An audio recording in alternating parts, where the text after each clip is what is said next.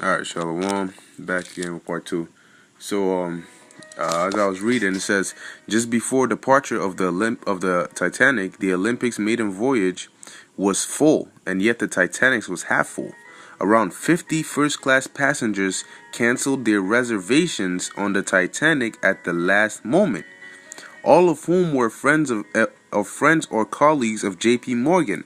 Why? Because he set it up. So of course he could have given them a heads up, like, yo, you know what I mean, don't get on that, you know what I mean, because something's gonna happen to it. It says he himself was due to ride but did not show up, claiming he was ill, yet was seen 2 days later at a French resort in good health with his mistress. Would you look at that? The chief officer in command, second only to the captain, a man by the name of Henry Wilde, wrote a letter to his sister in which he stated, "I still don't like this ship." Why still? What do you mean by still? Captain Smith was chosen to pilot the vessel despite his atrocious track record of safety with previous ships he had commandeered.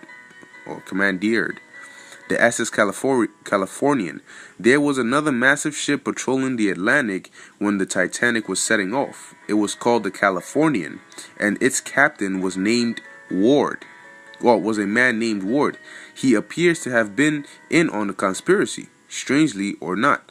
The night before the Titanic hit the iceberg, Captain Ward slept fully clothed all night on the sofa, kept the ship's boilers going, using precious fuel. Standard practice was to turn them off at night, but he didn't seem to care about any standard practices. It says, kept the crew on standby all night and ordered his ship be dead stopped in the middle of the night in the sea of ice. The fateful iceberg. The Titanic received 6 messages on the night of April 14, 1912. Of these, three were warnings of icebergs, and 3 were from Captain Ward to Captain Smith. It was recorded that the Titanic's stopping distance from full speed was 850 yards, which is around half a mile. And we know from the testimony of the second officer, Charles Lightoller, whatever, that the iceberg was visible from 2 miles. So if you could stop half a mile and it was visible from 2 miles, you should have no problem. It says, therefore, it should have been relatively easy to avoid. Yeah, it should have.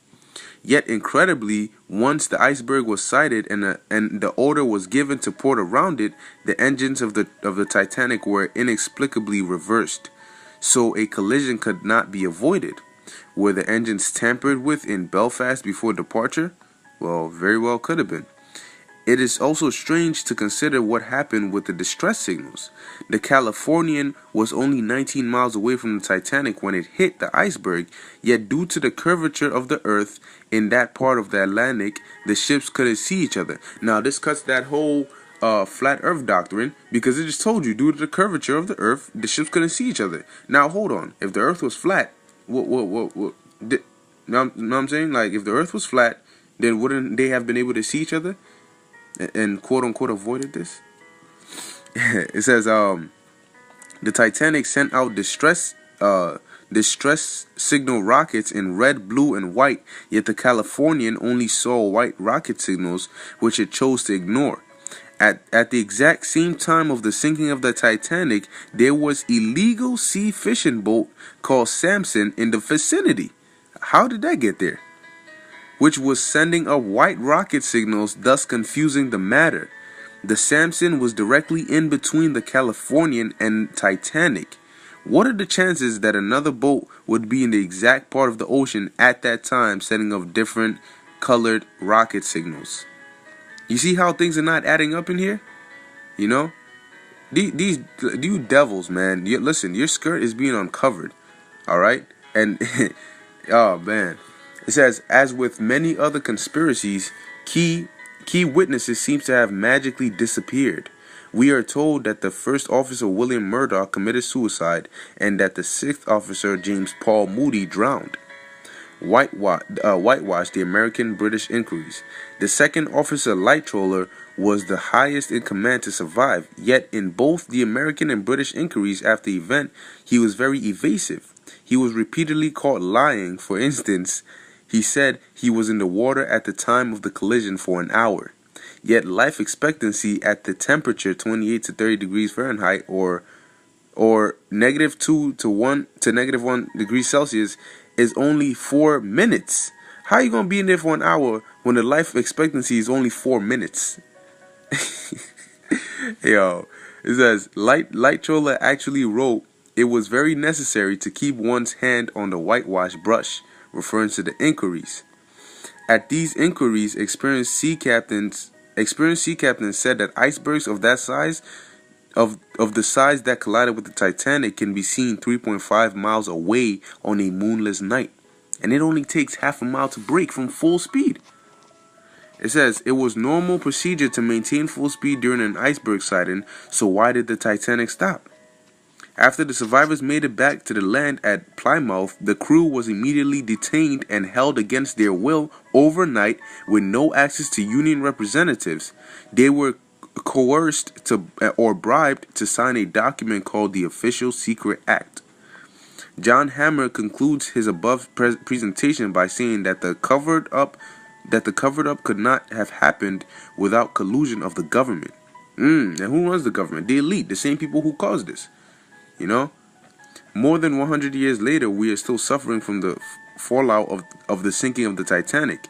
It is now 2014, which I guess that was when this article came out, and we are more than 100 years past that fateful date of the sinking of the Titanic in 1912.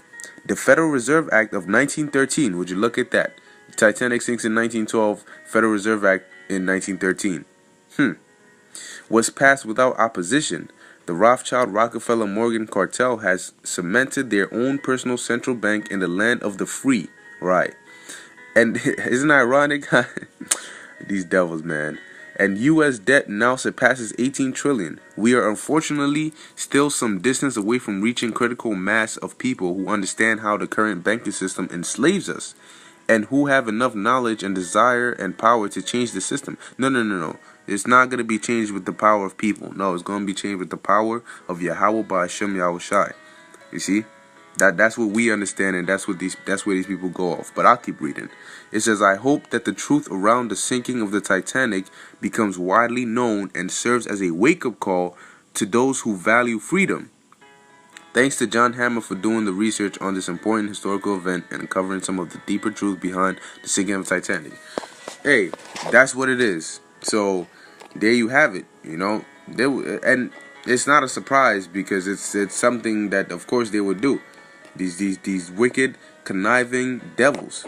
All right, so I'm gonna get a couple scriptures and I'm gonna end it. All right, Lord willing, I'll be back with another edition, on another wicked act that these devils have done. Okay, but this is Ecclesiasticus, or the book of Sirach, chapter 12. I'll start at verse 12. It says, set him not by thee, lest when he hath overthrown thee, he stand up in thy place. Now, what happened when we read this? That wasn't the richest man John Jacob Astor? And what happened? They overthrew him. They killed his ass. All right, and they stood in his place. All right, because they had to take him out the way so they can rise to the top. All right, and instill what they wanted to do. It says, neither let him sit at thy right hand, lest he seek to take thy seat. And thou at the last remember my words and be pricked therewith. Okay? Because these devils, hey. Oh man. That's why it says, verse 13, who will pity a charmer that is bitten with a serpent? Or any such as come nigh wild beasts? Because the serpent, that's what, if you playing with Esau, man, don't be surprised when you get bitten.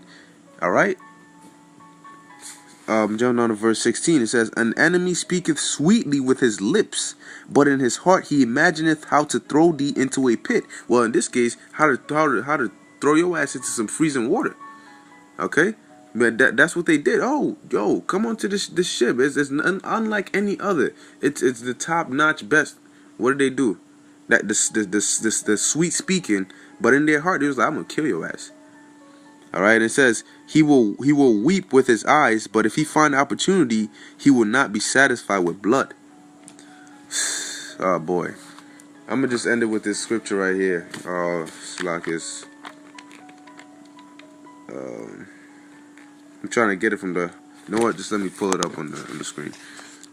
All right, because that's what these devils do, man. All right, and it's good to stay aware of what these devils are doing. Which real soon they're gonna take away this internet because they know we're uncovering their nakedness. All right, so this is Micah chapter 2 verse 1. Woe to them that devise iniquity and work evil upon their beds.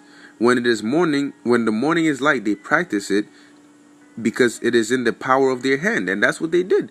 All right, they planned out how to take out those three men. All right, so they can instill their ideals.